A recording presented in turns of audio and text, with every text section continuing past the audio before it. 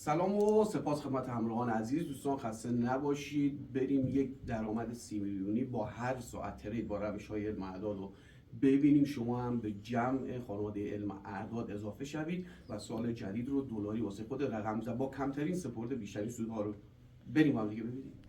پرده داریم، اومدیم اوردرگذاری ها رو انجام دادیم به صورت اتومات، سفارش ها رو گذاشتیم، هیچ دخل و تصرفی هم نداریم، فقط اعداد رو میدیم به متا تریدر، خودش برامون معاملات رو انجام میده به اون اعداد برسه. خب اینجا هم توی کانال وی آی پی اومدیم سیگنال رو گذاشتیم. خب حالا بریم معاملات رو ببینیم. اول اینکه اینم $189 سپرده ای ما، حالا نت بیاد بالا، اینم $400، اینم حساب اصلی. توجه کنین، اینم حساب اصلی شد $400. سود امروز نزدیک 180 میلیون.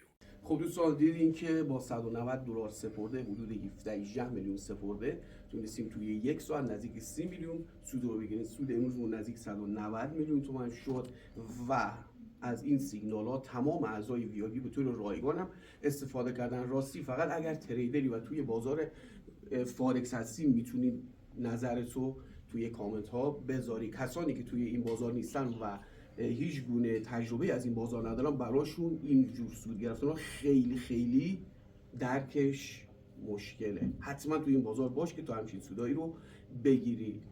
موفق باشید. خب دوستان